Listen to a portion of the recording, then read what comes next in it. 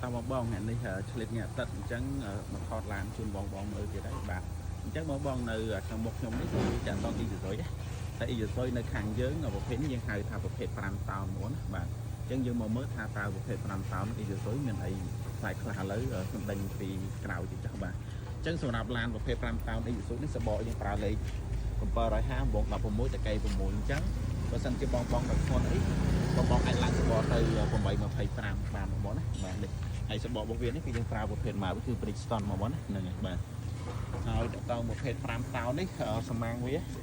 ស្មាំងនេះវាប្រើvới bạn chân cho tông cao thay một phép làm tàuនេះសម្រាប់យកទៅលើទេដោយសារតែស្មាំងវាវិញហ្នឹងបាទនេះនេះប្រភេទ5តោហើយតើតើសាច់ត្រង់អញ្ចឹង5តោនេះគឺសាច់ត្រង់ពីក្រោយក៏មានបានមកដល់ចុងសាក់ស៊ីនេះគឺយើងធ្វើបាន5ម៉ែត្រ6បងណាអញ្ចឹងគឺ5ម៉ែត្រ6ទឹកគឺពីក្រោយក៏វាមកដល់ចុងសាក់ស៊ីបាទដីស្វ័ននេះចំណុះវា100លីត្របងណានេះបោះជប៉ុននេះបាទតុកខ្ជិលនេះបាទក្រាច់យ៉ាតកើនបាទដីស្វ័នអូខេមានសោចឹងប្រភេទនេះតើតង់ទៅនឹងម៉ាស៊ីនបាទចឹងខ្ញុំបង្ហាញមកកាប់នេះសិនចឹងខ្ញុំបង្ហាញជូនបង្ហាញចឹងប្រភេទនេះម៉ាស៊ីនរបស់វាប្រើ turbo បងណានេះគឺ turbo របស់វាចឹង turbo ជាទូទៅវាមានដុំវា2បាទអានេះកន្លែងយ៉ាងពុកបេនអានេះដែលព្រុញខ្យល់ចូលអានេះគឺសម្រាប់បើកផ្សាយចេញស្មានចឹងណាអានេះគឺតើតង់ទៅនឹងឆាតរបស់វាចូលមកបោកខាងជើងវាច្បាស់ចឹងនៅពេលតាឡាយើងឆេះដល់កម្រិតមួយអានេះវារុញដើម្បីផ្លាស់ប្ដូរនឹងហៅដើម្បី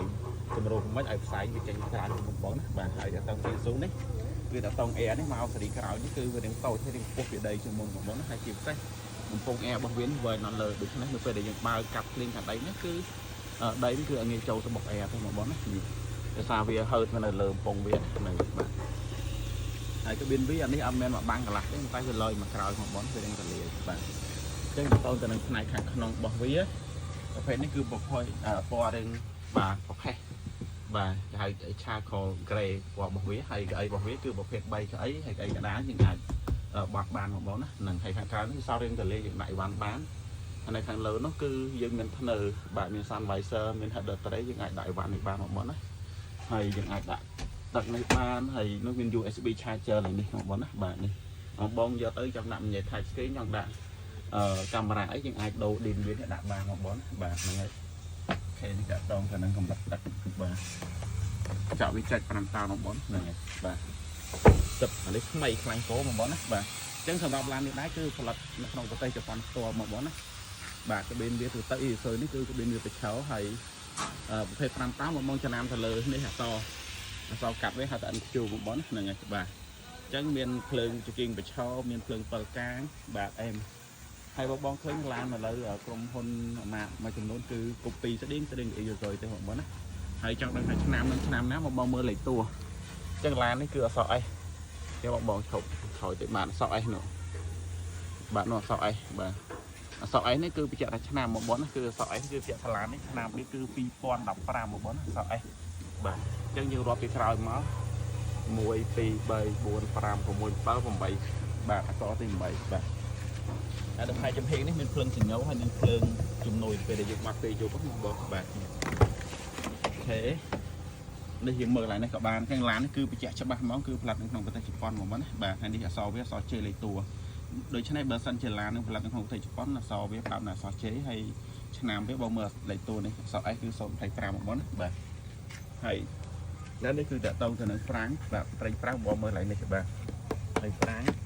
ហើយនេះគឺសម្រាប់អ្នកដែលគាត់ទៅផ្សារបរិយាយើងអាចជក់បរិយាយើងអាចគោះដាក់កំទេចបរិយានេះបានអានេះយើងអាចឡុកអានឡុកបានបងណាអានេះគឺអូតូមួយខាងគឺសម្រាប់ passenger អូតូហើយអានេះភ្លើង7កាហើយនេះតាក់តងសេរីការ៉ង់ទីតូចធំបងណាហ្នឹងហើយ Win បិឈរឥឡូវយើងឡើងមកក្នុងបន្តិចបាទអានេះគឺ Isuzu ចាំ 100% បងណាហ្នឹងហើយបាទនេះ Isuzu កុងទ័រវានេះគឺមានកុងទ័រជុំសិនចឹងឡើងខ្លះមានកុងទ័រជុំសិន Isuzu នេះយើងមានគ្រូមើលនៅក្នុងការដាក់លេខបងហ្នឹងហើយសិនជាស៊ីន USB charger ហើយលេខប្រភេទ5តោនចឹងគឺ6លេខរត់បងណា3តោនកន្លះ3តោនកន្លះតែ5លេខរត់ទេបងណាហ្នឹងហើយបាទអញ្ចឹងបងអាចមើលបាននេះហើយឥឡូវនេះហើយតទៅទៅនឹងកាប៊ីនចឹងកាប៊ីនរបស់វាមាន sensor នៅពេលបងបាត់ចិត្តវាស្រាយវាតទៅជាប់មួយបងណាបាទហើយនឹងឥឡូវយើងទៅមើលផ្នែកម៉ាស៊ីនដែរបាទបើកមើលបន្តិចកាប៊ីនវានេះអត់សូវធ្ងន់មកបងដោយសារគេធ្វើមក គឺមានជើងសម្រាប់សេរីបងហ្នឹងអញ្ចឹងគឺយើងលើកមកគឺអត់ធ្ងន់ទេ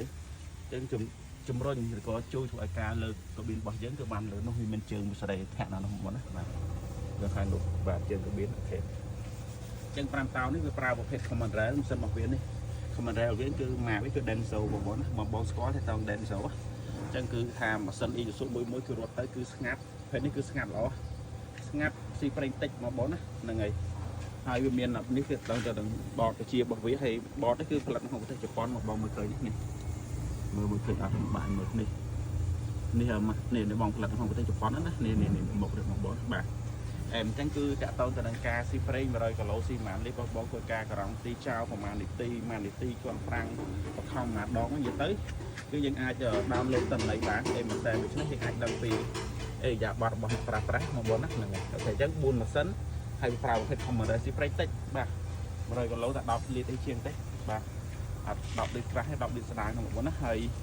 នៅក្នុងទៅនឹងស្នប់ប្រេងដៃប្រេងរបស់វានេះគឺវាមាន sensor អញ្ចឹងនៅពេលដែលយើងប្រើទៅមានទឹកមានអីចូលក្នុងនេះច្រើនគឺវាឲ្យសញ្ញាទៅលើជុំមកបងគាត់ឲ្យបធូរឆ្នុកនេះមកហើយយើងធ្វើការសោបនេះមក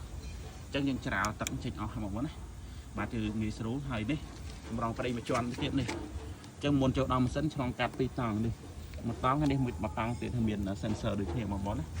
ហើយតង់ដុំដីអីពូតែនេះប្រើវិធីដែលឆេបងប្អូនណាបាទហ្នឹងអូខេអញ្ចឹងនេះគឺតាក់ទងទៅនឹង turbo ហើយដូចមិនចាក់ទេអញ្ចឹងខ្យល់ពេលដែលចូល turbo មកគឺអត់ direct ពីកន្លែង turbo នោះមកចូលក្នុងម៉ាស៊ីនទេមកចូល air turbo ណាគឺខ្យល់ដែលចេញពី turbo នេះគឺឆ្លងកាត់ hand intercooler នេះបាទដើម្បីបញ្ចុះស្ថានភាពខ្យល់បាទនេះដើម្បីបាទនេះចូល intercooler បន្ទាប់មកបានខ្យល់នេះគឺចូលទៅក្នុងម៉ាស៊ីនតែម្ដងបងណាហ្នឹងហើយអូខេដូច្នេះសម្រាប់បងអតិថិជនដែលមានតម្រូវការចង់បានឡានថ្មីយកទៅប្រើប្រាស់អាចសាកសួរបានបងឡានថ្មីរបស់ជប៉ុនចំ 100% មានការធានាត្រឹមត្រូវប្រងចាំបងណាហ្នឹងហើយអូខេអរគុណមកបងប្អូនដែលនិយមឆ្លាញ់ Isuzu បាទ